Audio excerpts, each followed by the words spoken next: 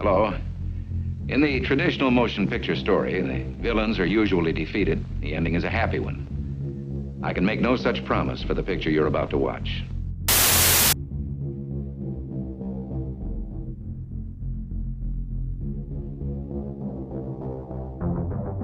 We must guard against the acquisition of unwarranted influence, whether sought or unsought, by the military-industrial complex.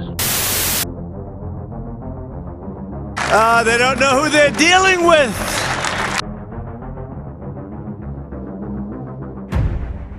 Because they're fucking addicted. And then you just keep doing this again and again and again. Meanwhile, Mr. Hanna, you're able to do drugs during the day and still function, still do your job? well, how the fuck else would you do this job? Cocaine and hookers, my friend. Right. I gotta say, I'm incredibly excited to be a part of your firm. I mean, the clients you have are absolutely... Fuck the clients. Your only responsibility is to put meat on the table. Right? It's all a fugazi. You know what a fugazi is? Fugazi. It's fake. Yeah, fugazi. It's a wazi, it's a woozy, it's a fairy dust. It doesn't exist. It's never landed. It is no matter. It's not on the elemental chart. It's not fucking real. Right. All right? Right. Stay with me. But you and me, the brokers, we're taking home cold hard cash via commission, motherfucker. Right. It's incredible, sir. I can't tell you how excited I am. You should be.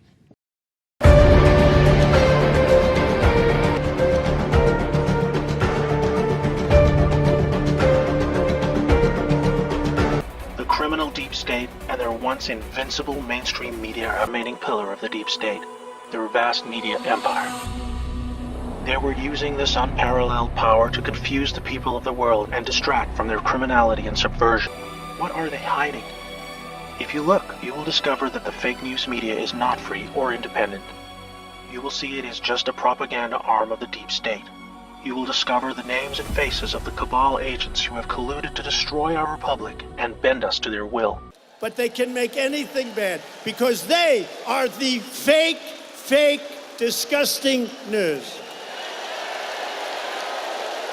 Just said is what I hear from all the Trump supporters that I talk to who were Trump voters and are still Trump supporters. They go, yeah, you guys are going crazy. He's doing, what are you so surprised about? He's doing exactly what he said he's going to do.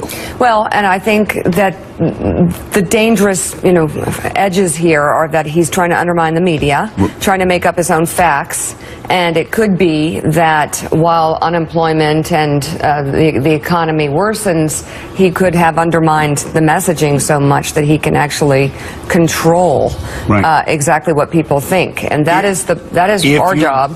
Control exactly what people think, and that is our job. I want you all to know that we are fighting the fake news. It's fake, phony, fake.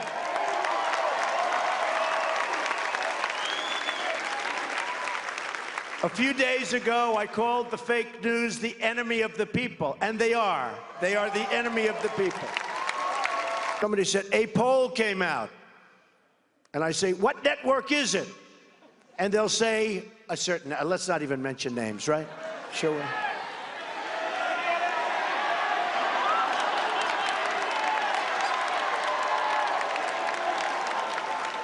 Well, you have a lot of them. Look, the Clinton News Network is one. Totally. Take a look, honestly. Take a look at their polls over the last 2 years. Now, you'd think they'd fire the pollster, right? After years and years of getting battered. But I don't, I mean, who knows? Maybe they're just bad at polling. Or maybe they're not legit. But it's one or the other. Look at how inaccurate. Look at CBS, look at ABC also. Look at NBC. Take a look at some of these polls. They're so bad, so inaccurate. And what that does is it creates a false narrative. It creates like this narrative that's just like, we're not going to win. And people say, oh, I love Trump, but I'm not feeling great today. He can't win, so I won't go and vote. I won't go and vote. It creates a whole false deal. And we have to fight it, folks. According to CBC News, a symptom of TAD is a feeling as if the world is ending. Wonder who's spreading that? Donald Trump and his erratic behavior could be leading the United States towards World War III. We're talking about annihilating millions of people. Yeah. If this border wall happens, it will be an unprecedented environmental catastrophe. We can't begin to normalize this. This is dangerous. This is childish. This is unpresidential. This is it, the end of the presidential race, and it feels like the end of the world. Of course. Now, it's easy to mock the suffering, but I'm not. When you see what's coming out of the quivering Cronkites, you can't blame gentler souls for falling ill. There's a whole industry selling us fear, and they're calling it facts. That's another symptom, that the fear spreads faster than a cold sore from Bill Clinton. Fear sells. What? Fear sells. Fear sells. So now the media has replaced climate change with Trump change as their apocalyptic wish fulfillment. Everything bad in this world is Trump's fault. Pick any bad news and you can trace it back to him. Even stuff that happened before he was born. World War I, Trump's fault. World War II, Trump's fault. Synchronized swimming, Trump's fault. So the ugly truth, as the media, Hollywood, and academia deplore Trump, they wouldn't exist without him. Seriously, if Trump were to disappear, what would they be doing?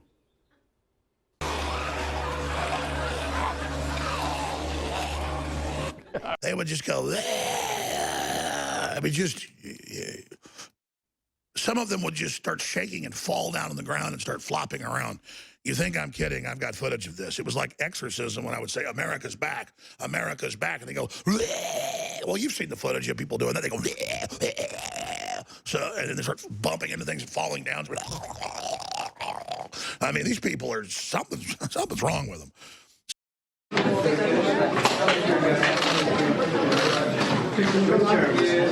down in front. No problem. All right, can you focus on He's so tall.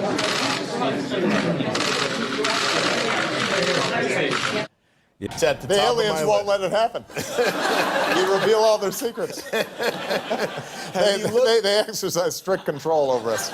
Now, you know, there are a lot of people that are going to examine your facial expressions here, every twitch, everything, and say, and of course, so did you look? Did you see? Did you explore? I can't reveal anything. Oh, really? Because President Clinton said he did go right in, and he did check, and there was nothing. Well, you know, that's what we're instructed to say.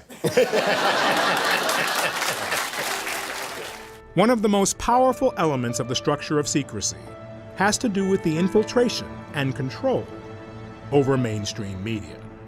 Observed firsthand the intelligence community influencing the media when they're trying to cover this story. We have memoranda after memoranda after memoranda citing the psychological warfare and propaganda value of the subject. This is a very important thing for the public to understand. How do you keep something secret?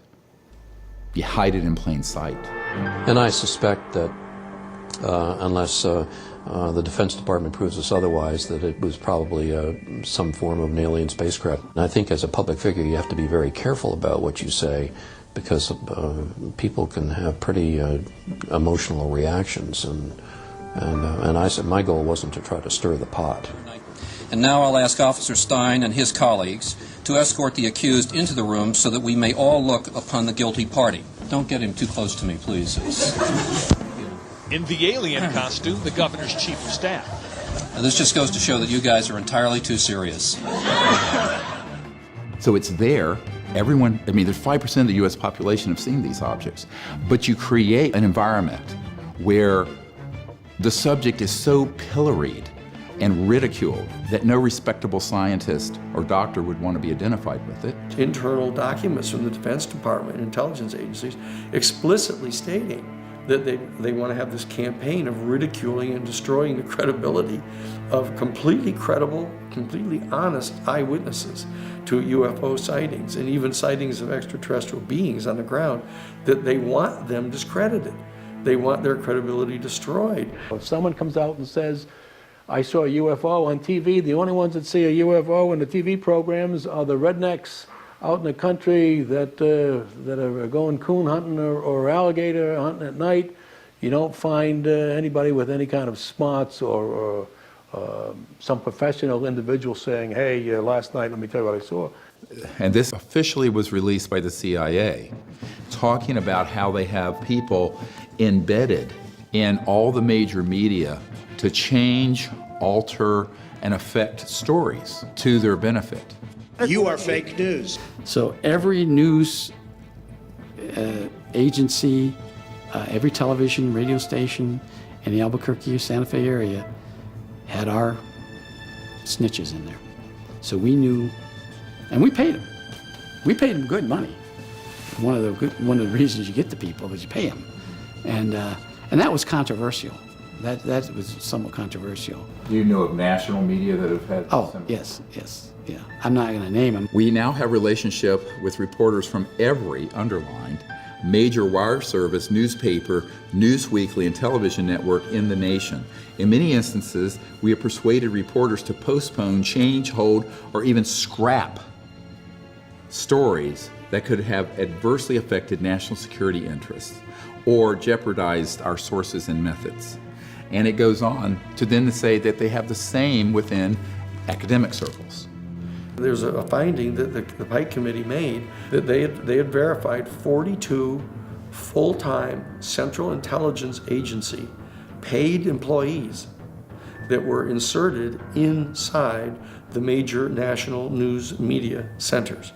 And most of them ended up being the so-called national security reporters. The man turned to me, and this is a board member of Time Life, and said, Dr. Greer, we basically are scribes taking dictation from the right hand of the king. The fourth estate is dead.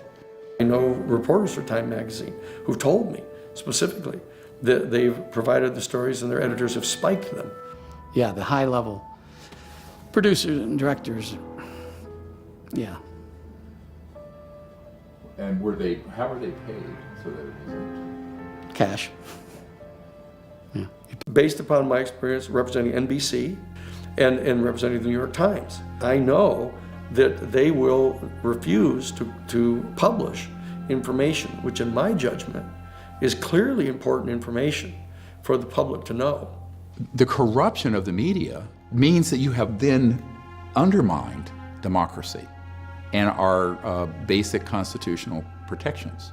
Because if you control the information flow through the elite media, and the only place you can get this information is through the tabloids, where they want it, because it's discredited there, or on the internet, where there's so much false information that's mixed in with the real information that you don't know what to make of it, there creates this complete confusion. When you go to a supermarket checkout and you look at the tabloids, what you may be reading there are actual stories of actual events, but when it's portrayed through the tabloids, it gets discredited. And they're ridiculed and their careers are destroyed pursuant to a very specific self-conscious official program. Now this has worked for 50 years. Why would they change it now? This is the technique they've used. We will be discussing the disintegration of mainstream media. You know, I can't think of a single major mainstream media outlet that has admitted to its audience that it has examined how it ended up presenting the Trump-Russia collusion hoax as real news for more than 2 years, figured out what went wrong and made the necessary corrections to ensure that it doesn't happen again. So wouldn't you say this is a telling sign of the times?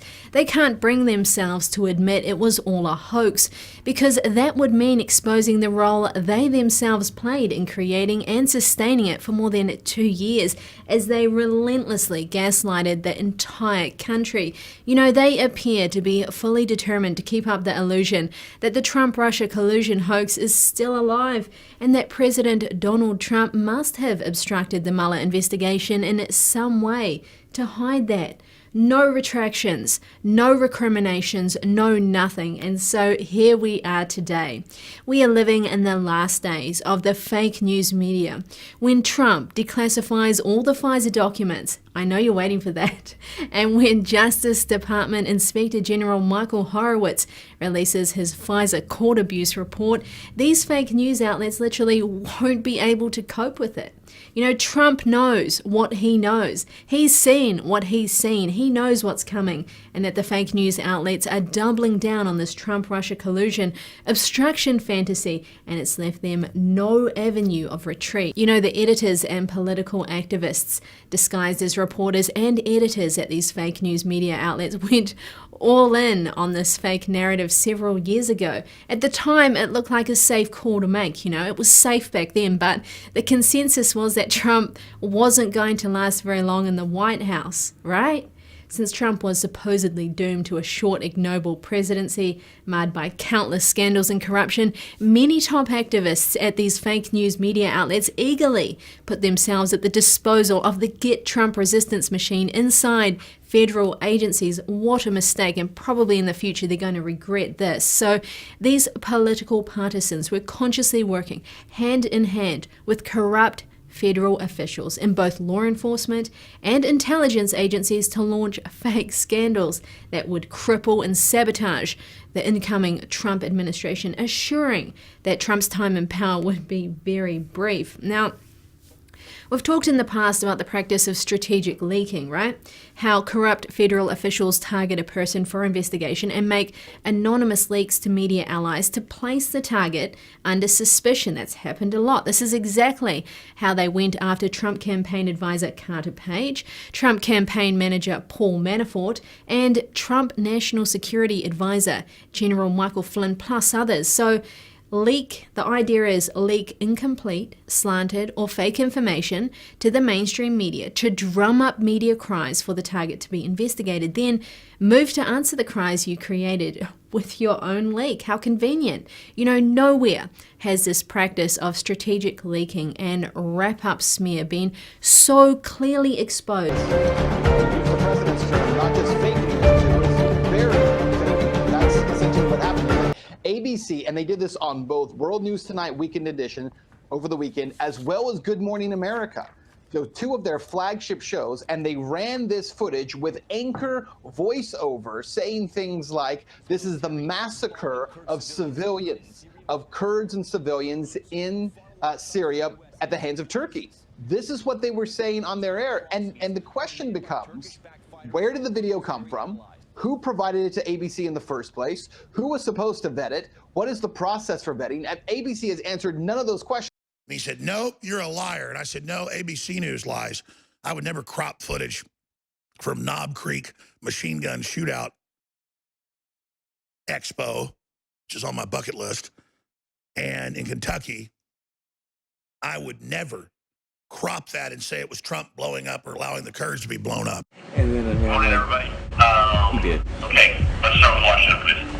I don't care about the other stuff in the event, okay? I don't care about them. Let's just stay very focused on impeachment. My name is Kerry Porch. I'm a satellite uplink technician. I'm a contractor at the CNN Washington, D.C. Bureau. But Jeff Zucker, basically president of CNN, has a personal vendetta against Trump. It's not going to be positive for Trump. He hates him. He's going to be negative. I decided to wear a hidden camera. Media created this monster. Did you know that? He created this monster, and we're getting him full play every single day. Media created the Trump monster. I decided to secretly record the 9 a.m. rundown call meetings, and it's basically run by Jeff Zucker, the president of CNN. We're moving towards impeachment. I mean, don't, we shouldn't pretend, this is going one way, and so all these moves are moves towards impeachment. When I came to work at CNN, I mean, it was my dream job, and that dream actually just turned into a nightmare. So I just want to say on the Lindsey Graham front, I know that there's a lot of people at CNN that are friendly with Lindsey Graham. Time to knock that off, and it's time to call him out. Just wanted women to own where they're at. Like, hey, if we lean left, cool, let's just say we lean left. If we lean right, let it be known. But again, it just dovetails back in that thing. I just want people to have the information to make up their own minds. He's known Trump for a long time. Like, they worked together back during The Apprentice. And hates his guts. Impeachment is the story. I know we're going to have to feel a tendency to think we're doing too much, but it's the story. They sold themselves to the devil. It's sad. Let's start the anti-Trump crusade. Man, what was it like the morning after this past election? But that day, like, man, just at 6 a.m. in the morning when I came in, like, the mood was just so sourpuss the whole day. It was a f***ing dreary day. I bet at Fox it was like euphoria. CNN likes to call itself the most trusted name in news, but that's not the story we heard from a CNN insider who blew the whistle, recorded everything, and came to Project Veritas earlier this year. Would it be fair to say that you being here today it's not politically motivated? That's correct. It's not politics that motivates me. It's basically me wanting the news to be what they used to be, news, and not a infotainment or a game show or chasing the ratings like CNN purports it to be facts first, and that's clearly not the case. Kerry Porch has worked for CNN for 2 years. He says when he started, he had high hopes for the job, but he quickly became disillusioned as he was exposed to rampant anti-Trump bias at the network. I noticed after, again, this is fairly rapidly after I started, within the first 3 to 6 months, that there was a strong groupthink that permeated through the halls, and that everyone was on board the, I hate Trump train, or I want to, basically go after anyone,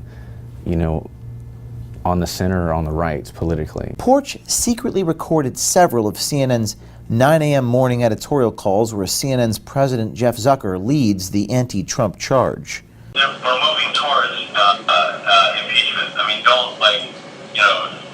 we shouldn't pretend, this is going one way, and so all these moves are moves towards impeachment. So don't lose sight of what the big story is. They're done every day, Monday through Friday, and it's basically run by Jeff Zucker, the president of CNN from the New York bureau, and he would basically, he runs it with an iron fist, and it's actually respectable. It's like listening to him run his business. It's kind of fascinating, but hearing that from the strongest and most prominent voice, the number one is on every day just hammering Trump in some way, shape, or form, or Republicans in general, about, all these other stories might be happening, but we want to divert all our resources to this aspect of Trump or that aspect of Trump, or most recently, it's just all about impeachment, impeachment, impeachment, impeachment. On the calls are the top leadership of the network: Zucker, CNN's president; Virginia Mosley, CNN's senior vice president of news gathering. There's a second whistleblower, and that this now fortifies the complaint. And David Chalian, vice president and CNN political director. I think as big of a story as what President Trump has done here is the Republicans sort of either delusional or defiant or silent responses. I think it's as big a story in what is going on. On the calls to executive producers and news staffers across the country, it is clear that Zucker wants his network to stay focused on impeachment and nothing else. Guns will be the central topic in the 2020 Democratic nomination race today. The Giffords PAC has paired up with MSNBC. They've got a gun town hall in Las Vegas. 10 candidates will be showing up there throughout the day. I don't care about the MSNBC event, okay? I don't care about them. Let's just stay very focused on impeachment and everything that happens today. Because look, you're going to be coming on at 3 o'clock. Trump is at 2. All the president's men are part of the cover-up. The impeachment stuff, there's new developments every day, more shoes drop, and it's like, there's just nothing we can do. If Zucker wants impeachment every single day to be the top story. That's what he wants. Yeah, he wants impeachment. So above all else, honestly. Above all else. I totally understand that most, if not all, the people I work with will never want to speak to me again, or possibly have, negative motivations after the fact. Like, I get that, I get where they're coming from. But I always respect the people that I worked with. They were amazing at their job, and many of them felt the same way. They just felt trapped that they couldn't say it. Nick Neville is a media coordinator in CNN's Washington bureau. He says not everyone at the network agrees with Zucker's anti-Trump agenda. Yeah, because what's difficult is like you have some conflicting things at play here. Like there's a lot of people who are out here trying to like just do what they think is like the best of journalistic integrity, and then you get on the 9 a.m. call, and big boss Jeff Zucker tells you what to do. And it's like you have to, like, to a certain extent, you have to follow his verdict. Yeah, you got to go with the downhill, so you got to go with the boss there. Yeah. And he's not he's big. He's like had an ongoing feud with Trump. It's no surprise. He's had an ongoing feud with Trump since The Apprentice. In 2004, Jeff Zucker was one of the executive producers at NBC Entertainment that greenlighted and produced The Apprentice, a show that turned Donald Trump from real estate tycoon to a mega star. Many say the shows and Trump's success helped Zucker rise to the top at NBC. And then, according to Neville and others, Zucker, as the president of CNN, helped Trump become the mega candidate. He's known Trump for a long time. Like, they worked together back during The Apprentice. And hates his guts. I hate how everything is like all Trump all the time now. Everyone at the network complains about it. They hate covering Trump every day. I'm just surprised CNN hasn't been able to take down Trump yet. I was just thinking that. Yeah. How are we gonna do it? I was just I was like.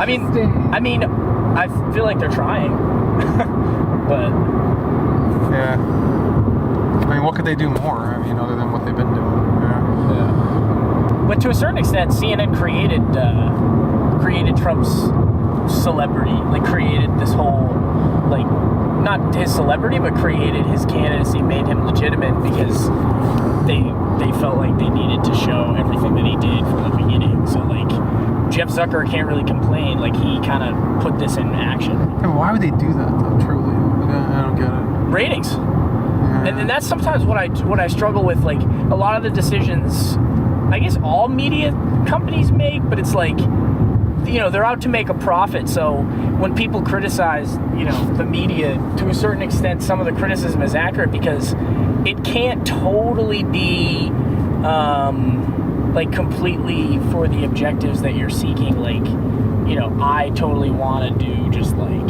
the truth, like the dogged reporting. But then you have higher up executives like Zucker and other people who are saying, well, we got to make profits. So you end up with things like, I don't know if you heard this, but this week they had like a game show to like decide what dates there was going to be this debate. So it's like they pulled names out of a hat. It's like we're watching the Game Show Network. So it turns into like certain things that you do are trying to just attract viewers, and it becomes kind of a comedy show. So it's like, you know, you have people who are genuinely have all the right motives, but then you also have people who are like, well, we got to make money and we got to attract viewers. So if we just talk about Trump all day, people will watch. Are you familiar with a report that was released yesterday from Veritas?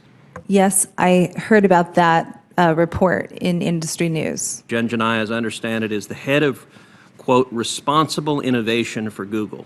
She is shown in the video saying, and this is a quote, Elizabeth Warren is saying that we should break up Google.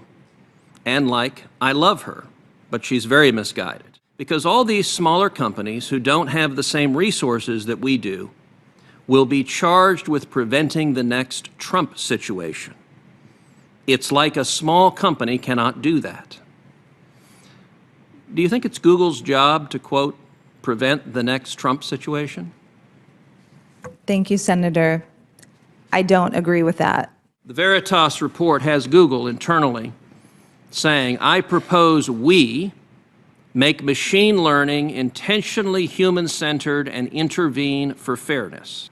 Is this document accurate? I don't know about this document. Also in this report, it indicates that Google, according to this whistleblower, if someone is searching for conservative commentators, deliberately shifts the recommendation. So instead of recommending other conservative commentators, it recommends organizations like CNN or MSNBC or left-leaning political outlets. Is that occurring? I can't comment on search algorithms or recommendations. Does Google view its job as programming people with search results? I can't speak for the whole entire company, but I can tell you that we make sure that we put our users first in our design. These documents raise very serious questions about political bias at the company. In a March 18 email to at least 17 other Google employees, Google employee Liam Hopkins stated that, quote, PragerU, Jordan Peterson, Ben Shapiro et al. Are all Nazis, this is a quote, are using dog whistles.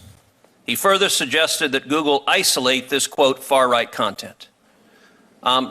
Is it your judgment that Mr. Prager, Mr. Peterson, and Mr. Shapiro are Nazis? No, Senator. At least two of the three, Mr. Prager and Mr. Shapiro, are Orthodox Jews. Are you familiar with any Orthodox Jews who are Nazis? No, Senator. Is that not a horrifically offensive, nutty statement? Senator, we have 100,000 people in the company, and there are 5-7 times the number of people working in Congress. Do you understand why people would be skeptical of Google's judgment and the radical politics of Google's employees when you believe Orthodox Jews like Mr. Prager and Mr. Shapiro are secretly Nazis? Again, Senator, this is a statement that was made by an individual employee on some chat room board. Google executive Jen Janai was videoed saying that Google is, quote, training its algorithms with an eye to prevent something like 2016 from happening again.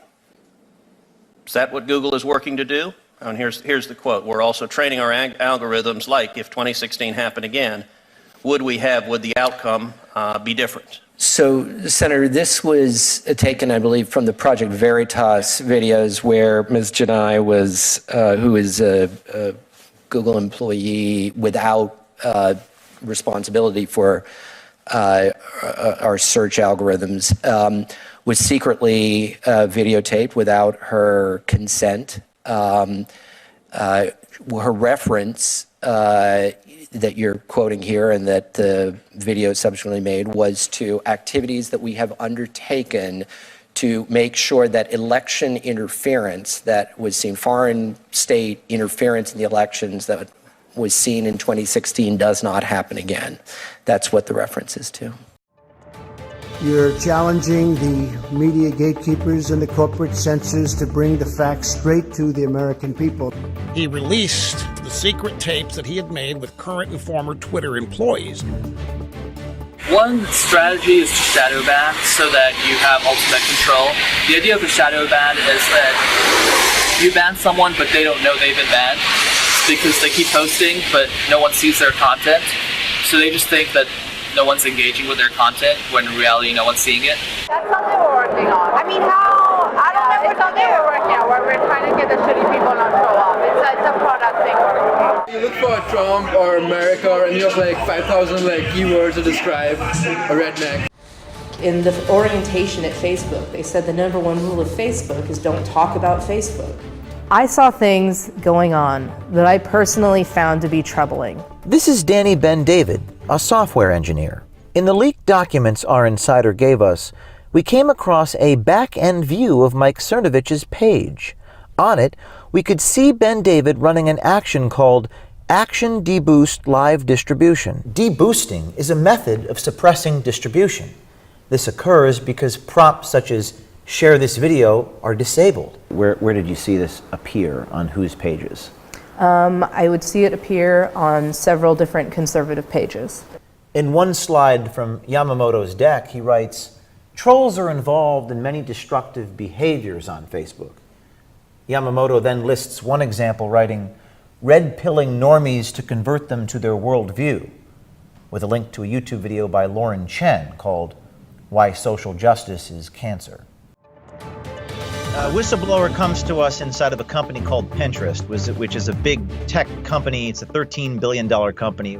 What are we looking at here? It seems to be a bunch of XXX and porn websites, and then there appears to be the live action website. What are we looking at here? You're looking at pins with domains that are blocked.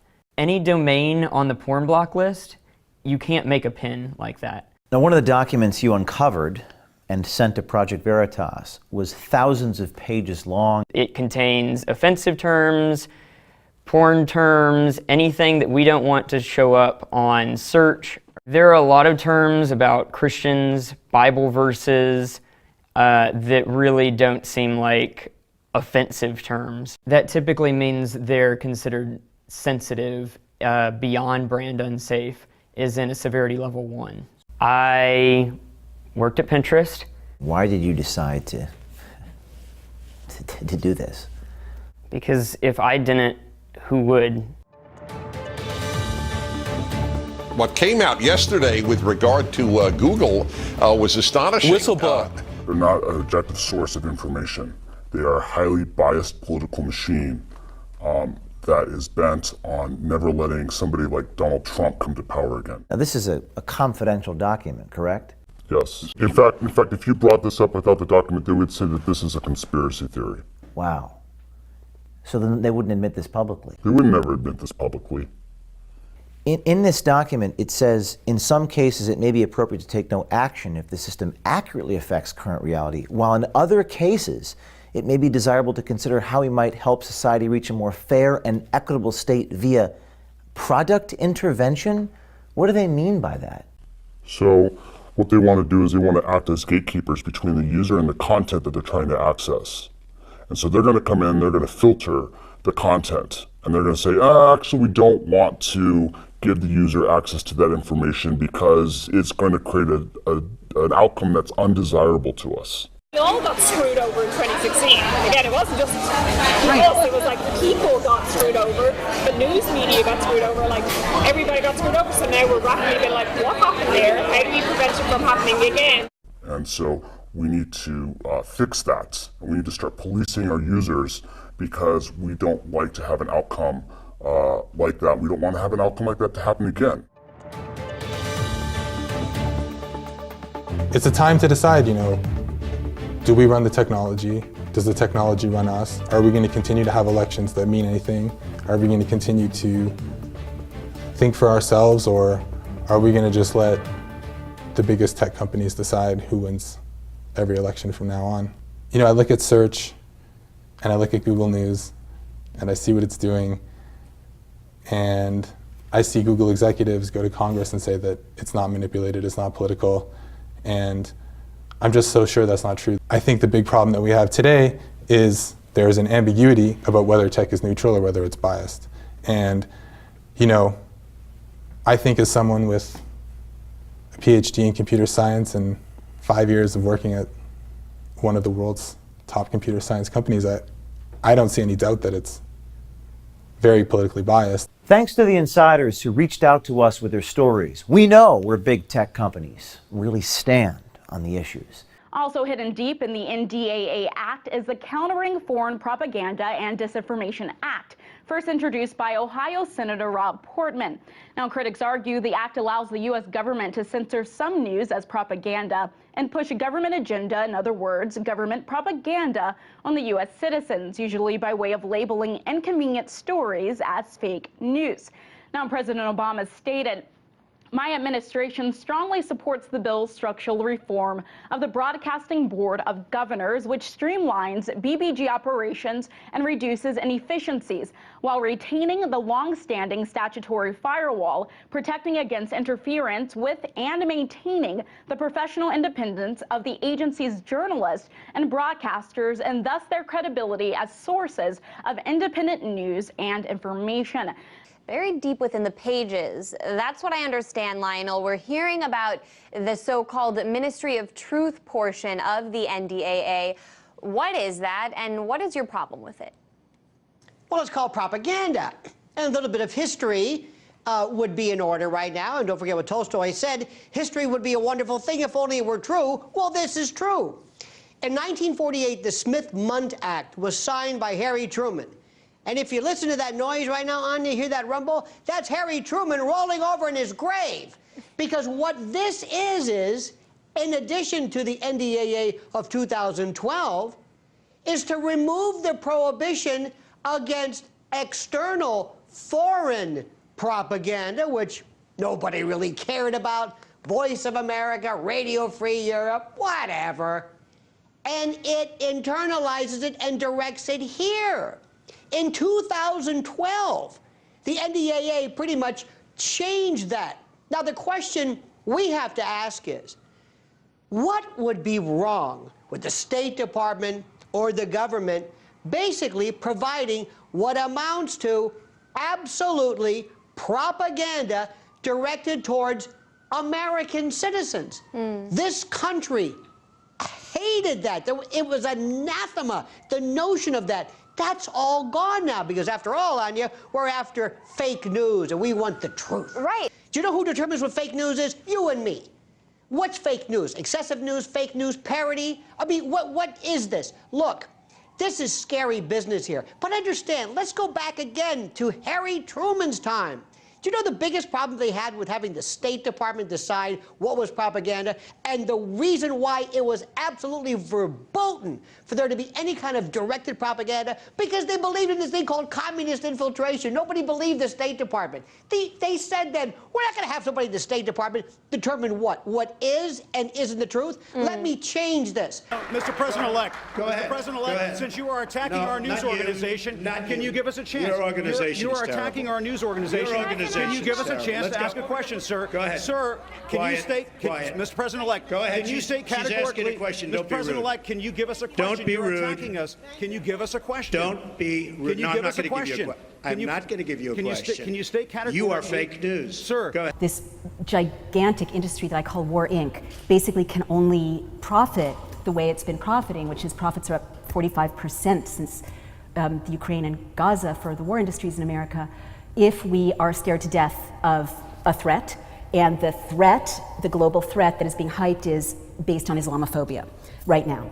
It could be anyone, but that's what's been sort of designated in a way. So I'm not saying there isn't Muslim terrorism, there is, but I'm saying that in the media and now in Britain, you're seeing a lot of hyped stories that don't check out when you report them out properly, that are designed to scare you in Britain to death so that you give up your civil liberties, which is going on around the world. In Australia and Canada, same laws are being passed in the United States to crush civil liberties, make protest harder, crack down on free assembly, and also to in the name of terror fighting, allow the government to do whatever the hell it wants with your privacy, with your freedom, and make a bunch of money for not you. So I guess there are a number of ways. I mean, I'm very passionate about citizen journalism because if you teach people how to be good journalists and avoid rumor and document things with double sources, you take away the writing of history from the gatekeepers who are increasingly owned by the same people like General Electric who profit from endless war. But I think also just don't believe anything you're told, find out for yourself. It's all fake news. It's phony stuff. It didn't happen. It was a group of opponents that got together, sick people, and they put that crap together. A U.S. congresswoman has been accused of staging photos next to a migrant detention center for children in a bid to highlight the ongoing humanitarian crisis in the region. The actual pictures were taken last year in Texas, but have only now surfaced. Alexandria Ocasio-Cortez is shown near a chain-linked fence, looking upset. However, critics have pointed out that no actual migrants can be seen featured, and that she appears to be facing an empty parking lot instead of a detention facility. Was it the tree, the car, or the emptiness of the lot that made you so emotional? Crying at an empty lot. Yeah, we really need to stop this. Such pain, such anguish. Oh, the humanity. Psych. It's just an empty parking lot. Ah, that's better. Now you can truly relate to us. I myself am a journalism major here at UCF, and something that I aspire to do throughout my career is kind of shine light to a lot of the media bias and media corruption that's going on. There's a lot of examples like Jeff Zucker at CNN right now and ABC's cover-up of Epstein and everything. how would you recommend I go about my career with integrity and staying true to myself and my values without pissing off everyone that I want to work for?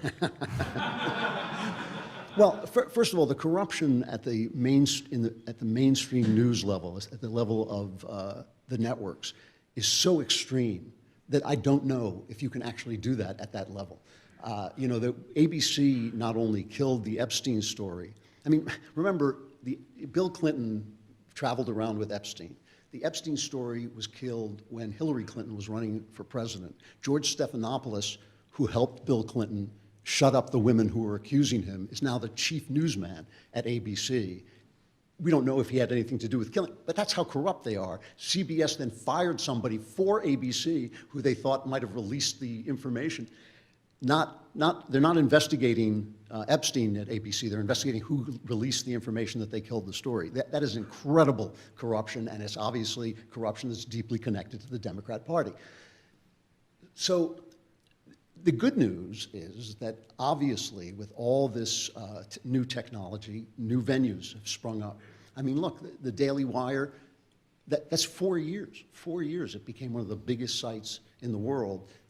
And that's an amazing journey. I mean, 4 years ago, we were in Jeremy's pool house, me and Ben, at a card table doing 15-minute podcasts, and now the place is a TV studio. It's really fast. So there's plenty of venues that will let you say what you have to say. The great need in journalism, as far as I'm concerned, is for actual information. There's plenty of opinion work, and that's the easiest work probably to get. But there are very few good reporters out there. There are very few people on the scene, very few people who do this stuff you have to do where you go through documents, because that is expensive. If you can become good at that, you become priceless, you know? And somebody like Cheryl Atkinson, who was fired from CBS for running, she's a great investigative reporter, she was fired for running bad stories about Obama, even though she had run bad stories about Bush, but she lost her job for that. You know, she now has basically her own little network because she is somebody who knows how to get a story. So that's what I would say. It's the same thing I tell writers, learn the craft of journalism. Everybody has an opinion, but if you can go out and get the news, you'll get work. Much of the media in this country is not just fake, it's corrupt.